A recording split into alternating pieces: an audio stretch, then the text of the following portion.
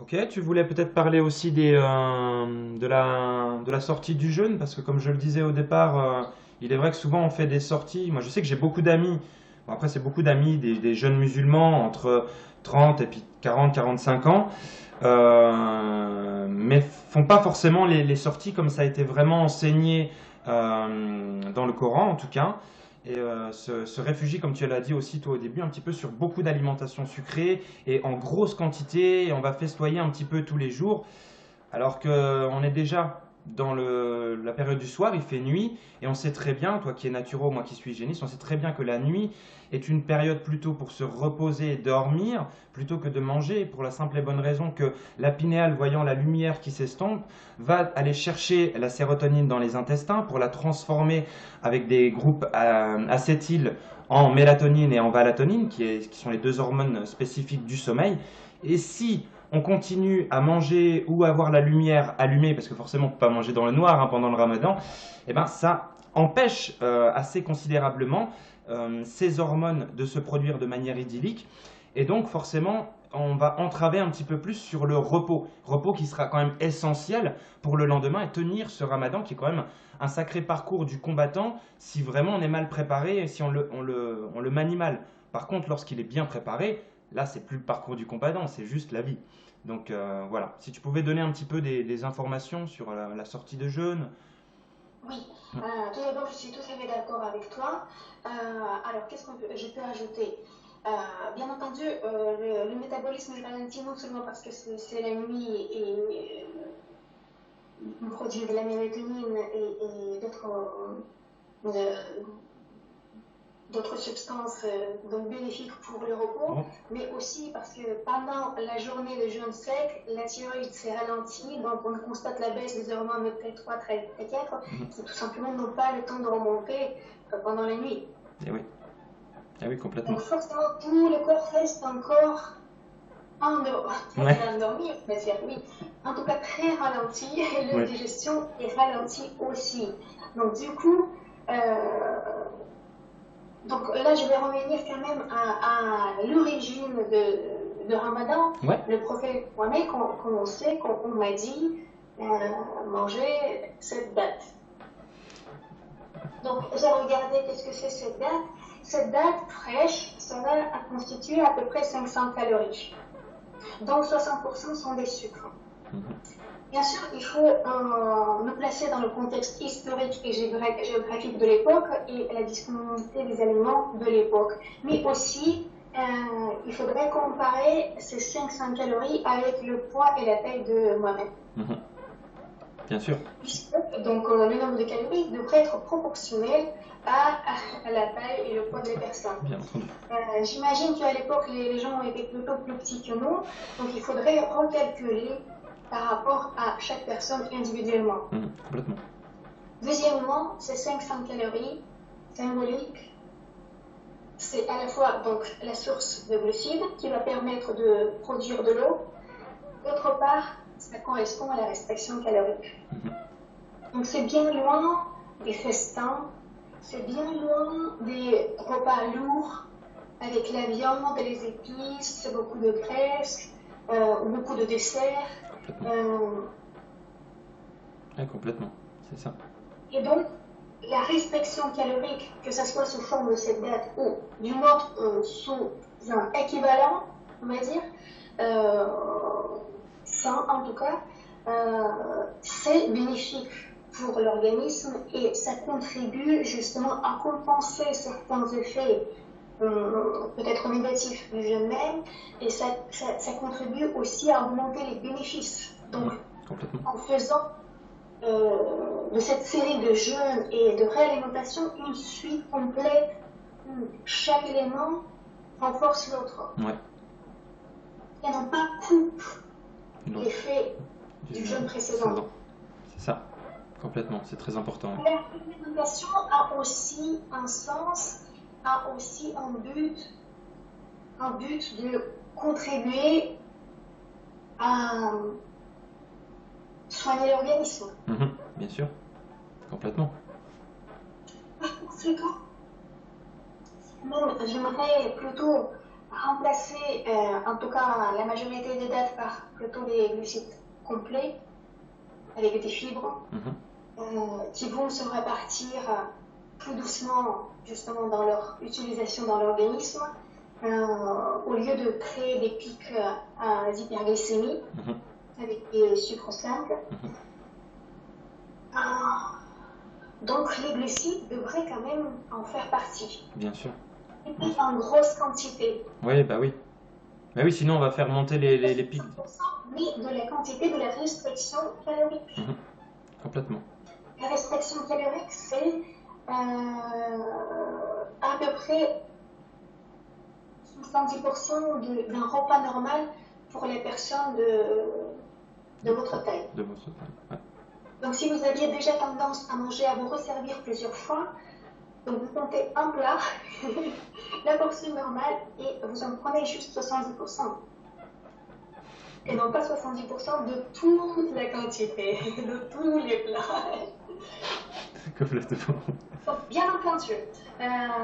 Donc, au lieu de manger toute la nuit, bien entendu, c'est mieux de dormir. Et donc, au coucher du soleil, l'organisme est encore très ralenti. Il n'y a pas suffisamment de billes puisque la bille est produite avec de l'eau essentiellement.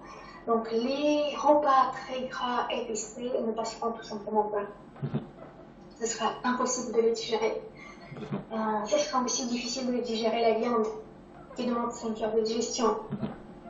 Donc les protéines animales qui en plus augmentent les facteurs de croissance sont plutôt contre-indiquées ici. Donc au coucher de soleil, il faudrait que ce soit des glucides complets avec des fibres. Très important, oui, les fibres. Et ensuite, avant la levée du soleil, c'est là où on peut éventuellement ajouter des protéines très légères comme chlorella, par exemple. Je conseille, c'est une algue qui est très riche en protéines, mais aussi très riche en minéraux, en vitamines, et en plus, d'après les recherches, elle participe à la réparation de l'ADN. Donc ça va vraiment dans le sens du jeûne, puisque ça va réparer l'ADN de vos cellules. Complètement. Le lait fermenté, si vous tolérez uniquement les composantes du lait, en petite quantité, c'est aussi, vous pouvez le prendre, puisque ça contribue à l'amélioration de la digestion. Ça apporte quand même des protéines facilement digérables. Complètement. Je conseille aussi de prendre le curcuma, puisque le curcuma prend soin aussi bien du foie qui travaille beaucoup pendant le jeûne. Et oui, c'est très important. Donc il est chargé pendant le jeûne par la transformation des graisses. Mais en même temps, le curcuma prend soin du cœur aussi. Bien sûr. Ces deux organes qui peuvent nécessiter une grande attention. Qu'est-ce que je peux conseiller d'autre? Des infusions pour nettoyer, réparer le foie, comme le pissenlit qui répare aussi l'ADN d'ailleurs. L'artichaut. Par contre, je déconseille le chardon-marie pendant l'alimentation, la réalimentation, puisque le chardon-marie, bien qu'il est bénéfique pour le foie et bénéfique pour bien d'autres raisons, pourtant il a été démontré que le chardon-marie, premièrement, inhibe les transporteurs d'hormones thyroïdiennes, donc ça va ralentir encore davantage le métabolisme, ce qui va être encore difficilement supportable par la suite. Et en plus, ça induit la résistance à l'insuline. Et vu que votre réalimentation va consister en grande partie de glucose quand même, si vous rajoutez en plus quelque chose qui en soi augmente la résistance à l'insuline, donc ça va être un peu trop. Oui. Bien entendu, clairement. Ok. Voilà, le réglisse aussi, le réglisse il est très bon pour la détoxification, pour le foie, et ça aide à éliminer aussi les toxines. Ok, très bien, merci Anna. Si tu as terminé, j'aurais juste voulu rajouter quelque chose sur la reprise de l'alimentation le soir et puis la sortie du jeûne, en complément de ce que tu viens de dire, si tu as fini. Ouais? Oui, juste Eh ben avant vas-y. le lever de soleil, bien sûr, on intègre les glucides aussi complets. Mhm. D'accord. Si. Ok. Et moi Comme je ça, voulais... on est... Ah bah bien sûr, c'est clair. Et moi je voulais juste rajouter en fait que par exemple au sujet du lait, je sais qu'il y a beaucoup de personnes qui coupent, bon comme tu l'avais dit avec des dattes et des fois du lait. Et au lieu que ce soit du lait de vache, toi tu as préconisé plutôt le lait fermenté, qui est déjà beaucoup mieux. Et moi j'avais envie de rajouter, pour ceux qui n'ont pas envie de consommer du lait, ça peut être très intéressant aussi le lait végétal, surtout le lait d'amande, par exemple, hein, qui peut très bien remplacer le lait. Et j'avais aussi donné une importance, comme tu le dis, c'est très important, voilà, qu'on mange, qu'on a envie de manger, parce que c'est sûr qu'il y a des aliments mieux que d'autres, il y a des façons de manger mieux que d'autres, etc. On ne va pas rentrer dans ces détails, c'est pas le but de cette vidéo. Mais par contre, on peut concevoir très facilement, comme tu l'as dit, quand on est en jeûne, de ne pas essayer de faire un gros repas le soir, sinon ça enlève tous les processus du jeûne. Donc justement, comme tu l'as dit, essayer de rester léger. Tu as parlé un petit peu des produits animaux et compagnie. Bon, on ne peut pas empêcher aux gens de ne pas manger de produits animaux et de se suffire de protéines sur d'autres, parce que voilà, chacun fait quand même être libre de faire ce qu'il veut. Mais par exemple, en petite quantité, ce sera très bien. Et surtout, rajouter, si on prend justement des glucides complexes, comme tu l'as dit, ne pas hésiter à rajouter des fibres dans l'alimentation et des crudités à chaque repas. Parce que c'est très important, le corps a besoin aussi beaucoup de minéraux. Et ce qui fait que des fois, ça peut être très dur la journée de pas être, ni d'être alimenté en eau. Le fait d'avoir beaucoup de minéraux va aussi permettre de faire redescendre, entre guillemets, les symptômes, on va dire, moins agréables du manque d'eau le lendemain. Et le fait de ne pas être à fond sur les glucides le soir, surtout quand on en mange beaucoup et comme des sucres rapides, hein, surtout les gâteaux, etc., ça nous fait trop monter la glycémie. Donc on a un phénomène, comme tu l'as expliqué, d'hypoglycémie réactionnelle et une résistance à l'insuline. Ce qui fait que le lendemain, quand on part, eh ben on va avoir tout de suite des fringales et une perte d'énergie parce que le corps, il n'a pas réussi à synthétiser lui-même ses sucres parce qu'on l'a tellement gavé la veille qu'il s'est fermé à n'importe quel sucre le matin. Donc il a du mal à avancer. Et pour préciser encore un petit truc sur le matin, moi je conseillerais en plus de ce que tu as dit, par exemple pour les gens qui ont un extracteur de jus, de pouvoir faire un jus de légumes et de fruits, mais avec au moins 80% de légumes et de fruits pour pas... Parce que le problème du jus de légumes, si on met trop de sucre, ben c'est du sucre en barre qui arrive comme ça sans processus digestif. Et donc ça peut créer des fortes hyperglycémies. Donc voilà pourquoi c'est pas trop conseillé de mettre trop de fruits. Et puis voilà, on peut aussi faire des petits matins avec des fruits oléagineux, des fruits secs, du lait d'amande, encore. Voilà, c'était les petites précisions que je voulais apporter Oui, pour le je repas. voudrais aussi préciser, justement, pendant le jeûne et pendant les restrictions caloriques, il se passe un processus d'activation d'autophagie. Mhm, L'autophagie, c'est la dissolution de certaines parties des cellules ou même des cellules endommagées ou trop vieilles mhm. et qui vont être réutilisées en tant que matière première soit pour la création d'énergie, soit pour les processus de restauration. Ouais, complètement. Forcément, si vous mangez trop le soir, vous sortez de ce processus. Donc l'autophagie va s'arrêter. Donc le processus va être interrompu. Pour la précision. Ouais. Aussi, par rapport à l'alimentation, j'ai oublié de dire qu'il faut éviter les aliments constipants, bien entendu. Le thé noir, le fromage sont constipants. L'absence de fibres va aussi augmenter la constipation. Si vous êtes constipé, vous augmentez votre intoxication, tout simplement, et votre mal-être. Évitez les aliments et boissons diurétiques, le café, les infusions d'hibiscus, par exemple, d'autres que vous connaissez, forcément parce que vous allez augmenter votre déshydratation. Quoi d'autre? Le tabac. Il est absolument strictement interdit de fumer pendant le jeûne. Bien entendu, c'est interdit aussi de boire de l'alcool et de prendre des drogues, mais ça va de soi que vous n'êtes pas censé en prendre. Par contre, le tabac, quand même, j'insiste, pendant le jeûne, l'organisme fonctionne différemment. En plus, il y a une grande partie de toxines qui se libèrent et qui se trouvent dans le sang. L'organisme doit déjà gérer toute cette quantité de toxines qui viennent se libérer. Si en plus vous ajoutez le tabac, pas seulement le tabac, mais qui contient aussi le cadmium et benzopyrène, etc. Donc des substances toxiques, vous augmentez cette intoxication et vous risquez d'avoir une crise cardiaque. Ah oui. Eh oui.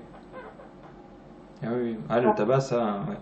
Là, j'ai envie de rajouter tout vite, rebondir, parce que moi, j'avais beaucoup d'amis, enfin, je les ai toujours d'ailleurs, qui sont musulmans et qui pratiquent le ramadan, et forcément fument. Alors, par contre, la plupart ne fument pas la journée parce que c'est interdit hein, dans la religion, mais quand même le soir, ça reprend. Et j'ai eu pas mal de témoignages de personnes qui me disaient, eh purée, j'arrête pas de me réveiller entre 3 et 5 heures du matin, juste avant que finalement le soleil se lève et que je dois me lever, et ça coupe ma nuit à chaque fois. Et il faut savoir qu'au niveau de la chronobiologie des organes, eh ben, c'est les poumons qui sont en lien, qui ont une activité intense au niveau de l'élimination pulmonaire, hein, les acides faibles volatiles, etc. Et donc forcément, avec le tabac, bon, il n'y a pas que ça, mais rien que le tabac, forcément, ça, et on le sait, ça intoxique les poumons, et forcément, ben, il y a un surcru d'élimination qui va se passer entre 3 heures et 5 heures du matin, ce qui peut largement nous réveiller. Voilà. Donc faire attention vraiment au tabac, quoi. Tout à fait. Le corps élimine déjà les acétones qui sont produits par la transformation des graisses en absence de sucre en fin de journée de jeûne sec. Donc, l'acétone, d'autres toxines et plus le tabac, c'est énorme. Ouais, c'est clair, ouais, complètement. Ok. Bon bah écoute, c'est très bien Anna, je pense qu'on a fait le tour. Peut-être qu'on pouvait préciser aussi, on avait dit qu'on le préciserait, que quand même là on vient de faire un discours qui n'est pas un discours sur le ramadan au niveau de la religion, bien qu'on n'enlève pas du tout cet aspect-là qui est pas du tout négligeable et très important, parce que la spiritualité est très importante, mais on était plus sur une vidéo sur la physiologie et puis l'aspect pratique, on va dire, de ce ramadan. Voilà. Eh ben, je te remercie vraiment. Comment? Excuse-moi. Avec tout notre respect. Oui, tu m'étonnes, complètement. Et aussi, petite précision en plus, que ce qu'on vient de dire, c'est pas forcément, ça ne touche pas que ces personnes qui sont de confession musulmane et qui font le ramadan. C'est un jeûne qu'on peut conseiller en préparant bien sûr, son jeûne, mais à tout type de personnes, qui soient religieuses ou pas religieuses. Voilà. En tout cas, je te remercie vraiment sincèrement du fond du cœur, Anna, pour ce petit échange et cette interview. Merci de donner de ton temps pour ce jeûne du Ramadan qui vient justement en plus de commencer hier, donc c'est magnifique. Et voilà. Bah, je te souhaite le meilleur en tout et je te dis à très bientôt, peut-être pour de prochaines vidéos et échanges. Merci. Je te remercie, merci à toi aussi. Ciao, ciao. Ciao, ciao.